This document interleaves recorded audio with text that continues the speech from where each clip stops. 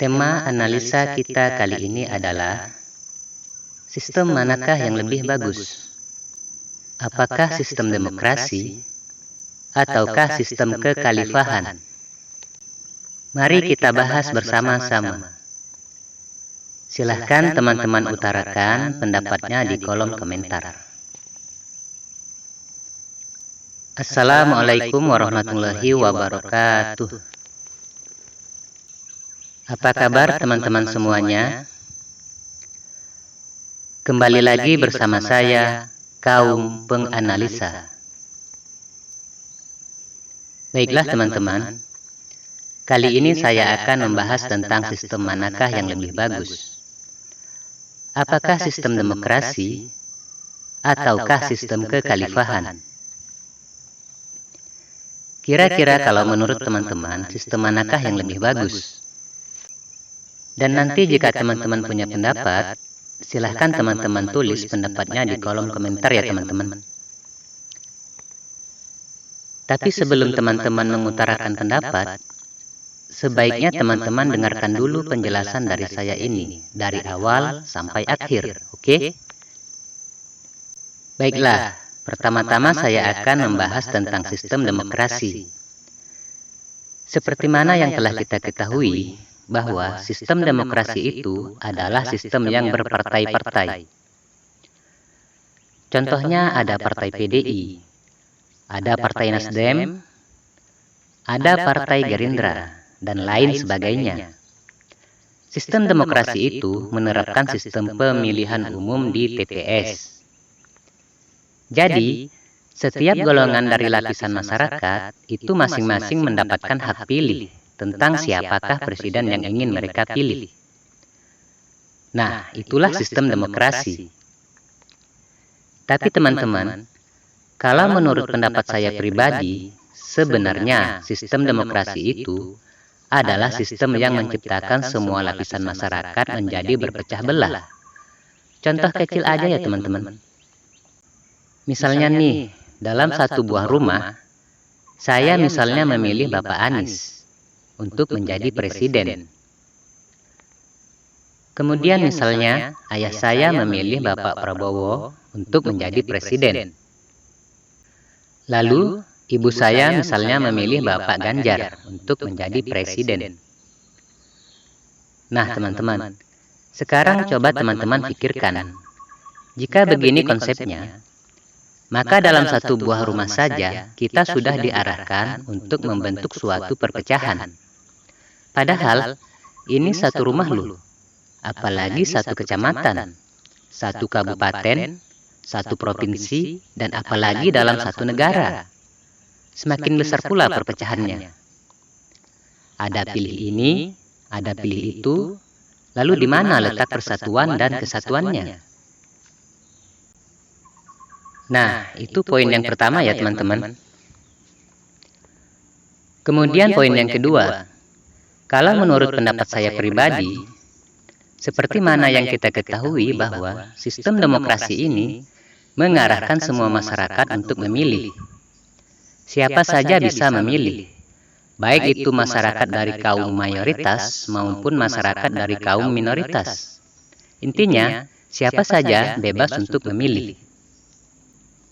Nah, di situ saja nanti akan menciptakan sebuah biaya yang sangat besar untuk mensukseskan pesta demokrasi tersebut.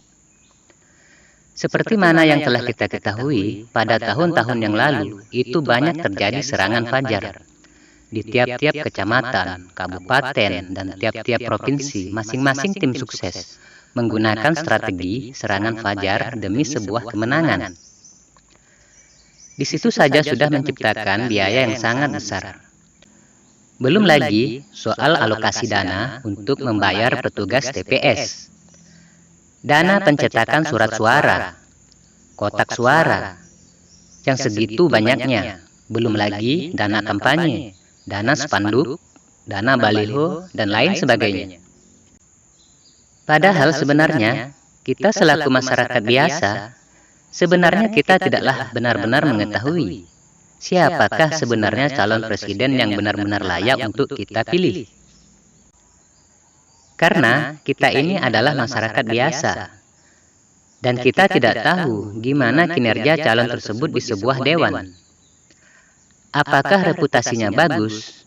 Gimana latar belakangnya? Dan banyak lagi hal-hal yang tidak kita ketahui. Sementara yang kita tahu hanyalah diserang fajar. Dan kita memilih sesuai dengan hak kita. Padahal, hak kita itu sebenarnya belum bisa untuk memutuskan siapakah sebenarnya yang paling layak untuk dijadikan presiden. Gitu loh teman-teman. Nah, adapun bagaimanakah dengan konsep sistem kekhalifahan? Untuk mengetahui konsep kekhalifahan ini, sebaiknya kita merujuk pada sejarah Rasulullah Shallallahu Alaihi Wasallam, yang mana di zaman Rasulullah, ketika Rasulullah hendak wafat, Rasulullah menunjuk Abu Bakar As-Siddiq sebagai pengganti beliau untuk menjadi khalifah di Mekah. Nah, karena di zaman itu agama Islam sudah menjadi agama yang punya penganut sangat banyak dan sudah menjadi mayoritas di Mekah, jadi sistem khalifah itu adalah ditunjuk langsung oleh seorang nabi. Dan Nabi Muhammad Sallallahu Alaihi Wasallam menunjuk langsung sahabatnya, yaitu Abu Bakar As-Siddiq untuk menjadi khalifah. Nah, setelah Rasulullah wafat, maka waktu terus berlalu. Dan tibalah saatnya Abu Bakar As-Siddiq menunjuk Umar bin Khattab untuk menggantikan beliau sebagai khalifah. Kemudian setelah Umar bin Khattab, maka Umar bin Khattab di akhir hayatnya, beliau menunjuk Utsman bin Affan sebagai khalifah. Dan selanjutnya, setelah Utsman bin Affan, maka Utsman bin Affan menunjuk Sayyidina Ali radhiyallahu anhu sebagai khalifah di Mekah.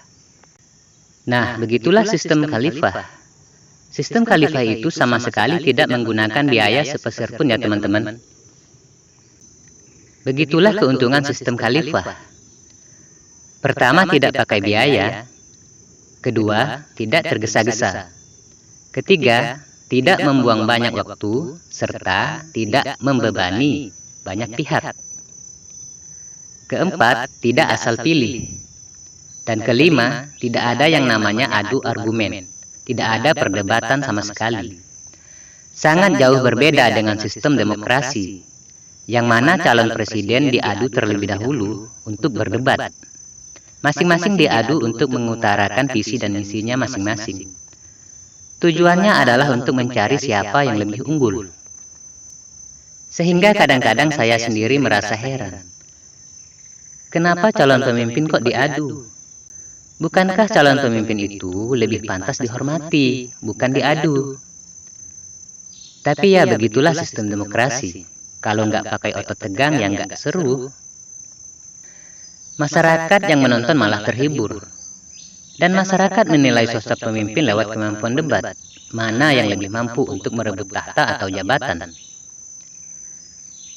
Dan kalau bagi pendapat saya pribadi sih, sistem demokrasi itu tidak jauh beda dengan sistem merebut tahta secara halus.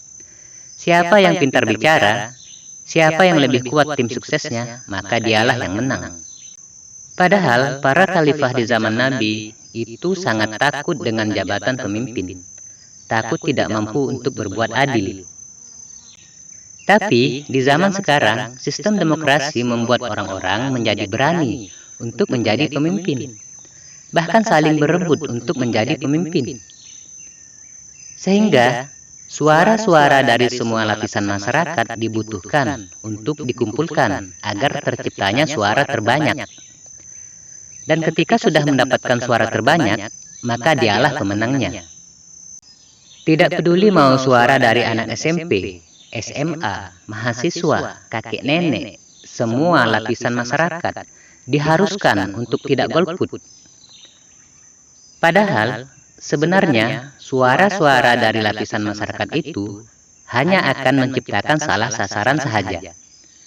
Kenapa saya bilang salah sasaran? Itu karena kapasitas anak SMP, SMA, mahasiswa, kakek nenek, dan lain-lain itu sebenarnya hanyalah berdasarkan hak pilih, bukan berdasarkan pengetahuan yang mumpuni. Ibaratnya seperti ini. Pemilihan ketua OSIS di SMA malah diikuti oleh anak TK, anak SD, anak SMP, dan para orang tua murid. Apa nggak salah sasaran jadinya ntar? Yang punya potensi untuk menjadi ketua OSIS malah tidak terpilih karena dapat suara sedikit. Justru yang tidak punya potensi apa-apa untuk menjadi ketua OSIS malah menjadi terpilih karena dapat suara banyak. Itulah yang saya maksud dengan salah sasaran. Kenapa bisa begitu? Itu adalah karena faktor terlalu ramai yang ikut serta dalam pemilihan. Seharusnya yang layak untuk memilih ketua OSIS hanyalah dari kalangan SMA 1, SMA 2, dan SMA 3 sahaja. Yang lain tidak perlu diikut sertakan. Begitulah halnya dengan gagasan sistem demokrasi. Semua ikut serta dalam pemilihan. Akibatnya, nanti akan terciptalah salah sasaran. Seharusnya, yang lebih layak untuk memilih siapa pemimpin itu adalah dari kalangan Dewan MPR saja. Merekalah yang lebih pantas untuk memilih dan mengangkat siapa pemimpin Indonesia.